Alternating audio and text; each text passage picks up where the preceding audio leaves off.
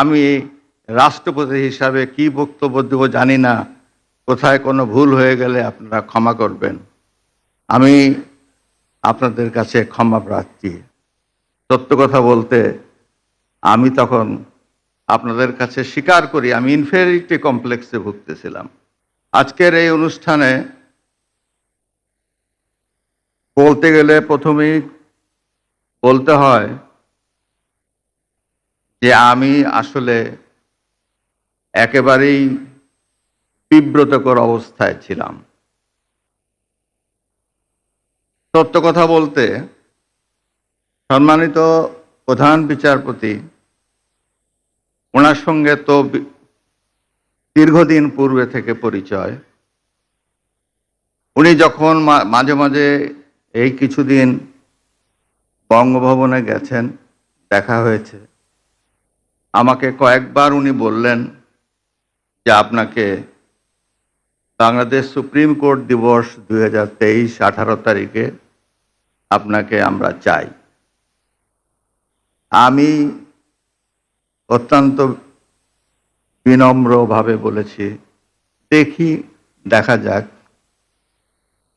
উনি বললেন না, আপনাকে চাই। আরেকবার দেখা হলো, আমি বললাম যে আচ্ছা ঠিক আছে, চেষ্টা করব।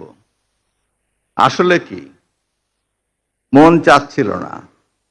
মন চাচ্ছিল না এই কারণে যে আমি তো রাষ্ট্রপতি ঠিকই, কিন্তু দুদিন আগেই তো আমি এই সুপ্রিম কোর্টের এই বারান্দায় দৌড়াদৌড়ি করেছি গাউন হাতে করে একজন আইনজীবী হিসাবে।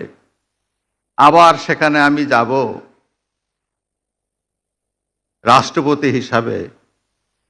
এই দিবসে আমি প্রধান অতিথি হয়ে, সত্য কথা বলতে কি একটা ইনফেরিয়রিটি কমপ্লেক্স মনের মধ্যে জাগছিল। কিন্তু কদিন আগেরই তো কথা, আমার যেখানে অস্তিত্ব এইরকম, সেই জ্ঞানী গুণীদের সমাগম যেখানে হবে, যাদের চেম্বারে আমি দৌড়িয়েছি কেস নিয়ে, এখানে উপস্থিত আছেন ব্যারিস্টার আমিরুল ইসলাম সাহেব, তার কাছে দৌড়িয়েছে তার চেম্বারে, এই মামলাটি কেমন করে নেব, কি বলবো কোর্টে, একটু আমাকে বলে দেন না।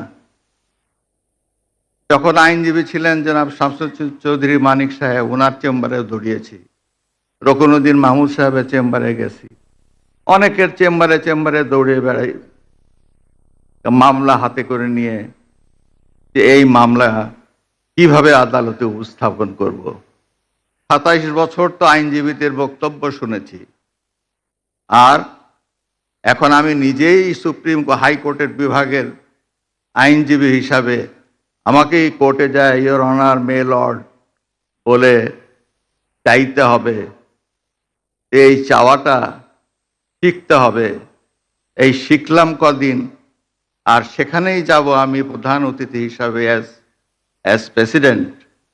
সত্য কথা বলতে আমি তখন আপনাদের কাছে স্বীকার করি আমি ইনফেরিয়রিটি কমপ্লেক্সে ভুগতেছিলাম, কিন্তু তা হলো না। শেষ পর্যন্ত আমাকে এখানে আসতেই হলো, ঘটনাক্রমে আমাকে ইয়েস বলতেই হলো, হ্যাঁ আমি যাব। কেননা ইতিমধ্যে নির্বাচনের তফসিল ঘোষণা হয়ে গেল। নির্বাচনের তফসিল ঘোষণা হওয়ার পরে মাননীয় প্রধানমন্ত্রীর তার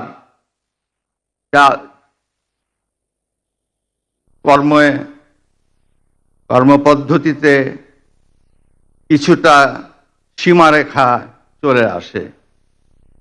আমি ভেবেছিলাম যে গতবার যখন মাননীয় প্রধানমন্ত্রী এখানে বিশেষ অতিথি হিসাবে এসেছিলেন, প্রধান অতিথি হিসাবে এসেছিলেন, এবার তিনিই আসবেন শেষ পর্যন্ত। আমি না বলতে বলতে হয়তো মাননীয় প্রধান বিচারপতি তাকে অনুরোধ করবেন তিনি আসবেন, কিন্তু রাজনৈতিক সীমাবদ্ধতার কারণে তিনি আসতে পারেন নাই, বা তার আসার মতো সুযোগ ছিল না। শেষ পর্যন্ত এটা আমার ঘাড়েই এসে পড়ল। আমি আপনাদের মাঝে এসে উপস্থিত হলাম। আপনারা ক্ষমা করবেন। আপনারা সকলেই জ্ঞান গর্ব। আপনাদের সামনে আমি রাষ্ট্রপতি হিসাবে কি বক্তব্য দেব জানি না, কোথায় কোনো ভুল হয়ে গেলে আপনারা ক্ষমা করবেন। আমি আপনাদের কাছে ক্ষমা প্রার্থী। এমন কুসন্তান হলাম দেশের জন্য, এখন পরামর্শ দিয়ে আপনি দেশ ছেড়ে চলে যান, এই অবস্থা হলো আমার। আমি তো মনে করি না আমার এই অবস্থা হয়েছে, যে আমি দেশেরই সন্তান, এই দেশেই থাকবো, দেশের জন্য যে কাজ করি সেটাই করব, এটা যতদিন আমি বেঁচে আছি সেটাই করে যাব।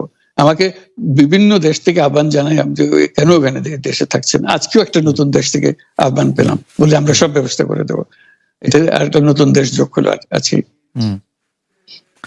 কিন্তু আপনি বাংলাদেশেই থাকতে চান, এবং আমাদের কাছে যেটি মানে আমরা সাংবাদিক হিসেবে আপনাকে প্রশ্ন করতেই হয়, আপনি দেখেছেন যে আপনার প্রতিষ্ঠিত গ্রামীণ ব্যাংকের একটি সংবাদ সম্মেলন হয়েছে, সেই গ্রামীণ ব্যাংকের সংবাদ সম্মেলন থেকে আপনার বিরুদ্ধে যে অভিযোগ করা হয়েছে, সেই অভিযোগ মানি লন্ডারিং এর। সেই অভিযোগের ক্ষেত্রে বলা হয়েছে আমি সবচেয়ে ডাকু বাংলাদেশে সবচেয়ে বড় ডাকাত এদেশে, কাজে সেই হিসাবে সবাইকে জানান দেওয়া হচ্ছে, সেই হিসাবে আমি পরিচিত হয়েছি। আমি সবচেয়ে বড় ডাকাত, আমি সবচেয়ে সাংঘাতিক মানুষ, যে দেশের সর্বনাশ করে যাচ্ছি, সেইভাবে পরিচিত হয়েছি। আমার আপনি আমাদের একটু বলবেন যে আপনি বাংলাদেশের জন্য বা আপনার পরবর্তী লক্ষ্যগুলি কি সারা পৃথিবীর জন্য? আপনি তো শুধু বাংলাদেশ নিয়ে ভাবেন না, যে আপনি আসলে কি করতে চান বা কেমন দুনিয়া চান বা কেমন বাংলাদেশ চান, সেটা আপনার কি লক্ষ্য এই মুহূর্তে? ওই যে বললাম যে এটাই হলো আমাদের স্বপ্নের বীজতলা, যে আমাদের স্বপ্নগুলো একটা একটা দাসে একটা নতুন আইডিয়া আসে, সেটা একটা বীজতলা। এটা আমরা ট্রাই করে দেখি, একটা ছোট আকারে করি, এটা সফল হলে আর একটু বড় আকারে করি, এটা বাংলাদেশি করি। একবার সফল হলে সারা দুনিয়া এটা লুফে নেয় দেওয়ার জন্য, সারা দুনিয়ার লোক এখানে আসে, আমাদের লোককে নিয়ে যায়, এইভাবে কাজকর্ম করছি। এটা আমরা একটা থাকছি বাংলাদেশে, করছি বাংলাদেশে, কিন্তু সারা দুনিয়ার লক্ষ্য আমাদের দিকে, আমরা কি করছি, কি চিন্তা করছি, কিভাবে এগুলো পরিচালনা করছি। এবং তার মধ্যে ব্যাখ্যা হিসেবে যেটা আমরা বারবার বলছি, আমরা একটা নতুন পৃথিবী গড়তে চাই। সেই পৃথিবী হচ্ছে 3 শূন্যের পৃথিবী। এটাও বহুবার বলা হয়েছে, তার উপরে বই লিখেছে। 3 শূন্যের পৃথিবী কি হবে? যে 0 কার্বন এমিশন, যেহেতু পৃথিবী ধ্বংস হয়ে যাবে এই গ্লোবাল ওয়ার্মিং এর কারণে, একে রক্ষা করতে হলে আমাদের 0 কার্বন এমিশন অ্যাচিভ করতে হবে। কাজে এটা এমন বিশ্ব আমাদের গড়তে হবে যেটা 0 কার্বন এমিশনের বিশ্ব হবে। 0 ওয়েলথ কনসেন্ট্রেশন। আমরা উন্নয়ন বলছি, যে উন্নয়নের সফলতা গুটিকতক মানুষের কাছে যায়। এটা শুধু বাংলাদেশে না, সারা পৃথিবীর এই অবস্থা, যে সমস্ত টাকা গুটি হতে মানুষের কাছে চলে যায়। দুনিয়ার যত সম্পদ আছে এই মুহূর্তে, তার 90% যে সম্পদ, এটা হয়তো 5% লোকের কাছে।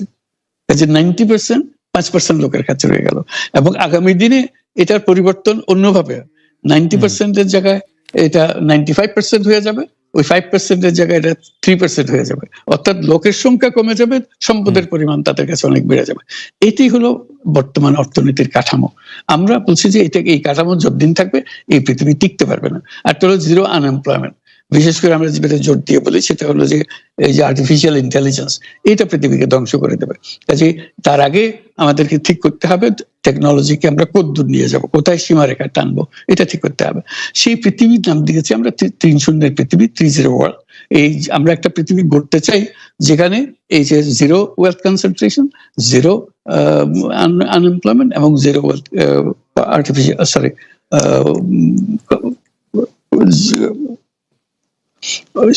গ্লোবাল ওয়ার্মিং 0 হবে। এটাই এই 3টা 0-র মধ্যে আমরা থাকবো। তো সেটা বিভিন্ন দেশে এটা পর্যালোচনা বৈঠক হচ্ছে, বিভিন্ন বিশ্ববিদ্যালয়ে সেটা নিয়ে আলোচনা হচ্ছে, আমাদেরকে আমন্ত্রণ জানাচ্ছে, আমরা সেগুলো বিশ্বকে বোঝানোর চেষ্টা করছি। এটার বড় নিয়ামক হবে সোশ্যাল বিজনেস। এই সোশ্যাল বিজনেসের মাধ্যমে এগুলো করা যাবে। সোশ্যাল বিজনেস সঙ্গে আসছে সোশ্যাল বিজনেস, এবং কত জায়গা থেকে কত ভিন্নভাবে এগুলো প্রসার করা হবে সেটা আমাদের উপর আমাদের দায়িত্ব হয়। আমরা এগুলো ব্যাখ্যা করি, আমাদেরকে বিভিন্ন বিশ্ববিদ্যালয়ের মারফতে হয়। 107টা বিশ্ববিদ্যালয়ের এখন সোশ্যাল বিজনেস সেন্টার আছে। এটার নাম হলো সাধারণত ইউনুস সোশ্যাল বিজনেস সেন্টার নামে পরিচিত হয়। নিত্য নতুন বিশ্ববিদ্যালয়ের সঙ্গে যুক্ত হচ্ছে। সর্বশেষ যেটা কিছুদিন আগে আমরা পত্রিকায় দিয়েছিলাম, যে finance university of Russia, finance university Moscow, তারা বলছে যে আমরা এখানে ইউনুস সোশ্যাল বিজনেস সেন্টার করব। এবং আপনাকে একটা দায়িত্ব দেব, একটা ইন্টারন্যাশনাল অ্যাডভাইজারি কমিটি আমাদেরকে বানিয়ে দেবেন এবং আপনি সারাক্ষণ এটা তদারকি করবেন। সেটা এই সপ্তাহের মধ্যে আরেকটা বৈঠক হবে, তাদের সঙ্গে জুম মিটিং হবে, যে তারা অগ্রসর হচ্ছে। অর্থাৎ এটার গতি শুধু সীমাবদ্ধ কোনো বিশেষ ধরনের কাজে না। চায়না এটার একটা অগ্রগামী দেশ, যেটাতে সোশ্যাল বিজনেস নিয়ে তারা বহু পরিমাণ মনোযোগ দিচ্ছে। কাজে এইটা দুনিয়ার ডানে বাঁয়ে উত্তর দক্ষিণে সবার কাছে আছে।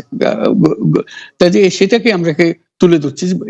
এটার আমাদের বড় বক্তব্যটা হলো যে বর্তমান যে কাঠামোর উপরে বিশ্ব পরিচালনা হচ্ছে, সেই কাঠামো, সেই বিশ্ব এটা আত্মঘাতী একটা বিশ্ব। এটা নিজেকে বিলুপ্ত করা ছাড়া এটার কোনো গতি নেই, যে গতিতে আমরা এগোচ্ছি। কাজে এই বিলুপ্ত হওয়ার আগে যদি আমরা নতুন কাঠামো করতে পারি, নতুন সভ্যতা গড়ে তোলা, এই নতুন সভ্যতা গড়ে তোলার জন্য এই সমস্ত আয়োজন হচ্ছে। সেই কারণেই এই পৃথিবীর এত ইন্টারেস্ট দেখছেন, যে আলোচনা দেখছেন, যে তারাও অনুভব করে যে এটার একটা রাস্তা বের করতে হবে। আমরা একটা রাস্তা বের করেছি, এটা তাদের কাছে সম্পূর্ণ মনে হচ্ছে নাকি আরো এডিশন দরকার হবে, কিন্তু তারা এটার মধ্যে জড়িত হতে চায়, তারা করছে। তার সঙ্গে আমরা 30 ক্লাব, আমরা বলছি যে এটা শুধু মুখে কথা বললে হবে না, এটা কার্যে পরিণত করতে হবে। পাঁচজন সদস্য নিয়ে ইয়ুথদের মধ্যে প্রচার করার, যুবকদের মধ্যে প্রচার করার জন্য, 12 বছর বয়স থেকে 35 বছর বয়স পর্যন্ত, এই বয়সের মধ্যে যে 5 জন মিলে একটা ক্লাব করবে, 30 ক্লাব। তাদের অঙ্গীকার হবে, আমি ব্যক্তিগতভাবে কার্বন এমিশন জিরো করব, আমি ব্যক্তিগতভাবে ওয়েলথ কনসেন্ট্রেশনকে বন্ধ করব, আমি ব্যক্তিগতভাবে আনএমপ্লয়মেন্টকে বন্ধ করব। এটা ব্যক্তিগত, আমি এমন কিছু কাজ করব না যাতে এগুলো প্রসারিত হওয়ার সুযোগ পায়। কাজে 5 জনে প্রত্যেকে এটা যখন সফল করবে, তাদেরকে বলা হবে 30%। এই 5 জন যদি 30% হতে পারে এবং আরো ক্লাব যদি 30% সৃষ্টি করতে পারে, আমাদের বক্তব্য হলো তাহলে আমরা 30 বিশ্ব গড়তে পারবো। কারণ পুরো জিনিসটা সৃষ্টি করছি আমরা নিজেরাই ব্যক্তিগতভাবে। এই যে ওয়েস্ট, প্রচুর ওয়েস্ট, আমরা বর্জ্য, এই বর্জ্যতেই আমরা শেষ হয়ে যাব। কাজে আমি বর্জ্যের আমি যদি 30 ক্লাব করি, প্রথম কাজ হলো আমি যে জিনিস আমার দরকার নেই সেই জিনিস আমি কিনবো।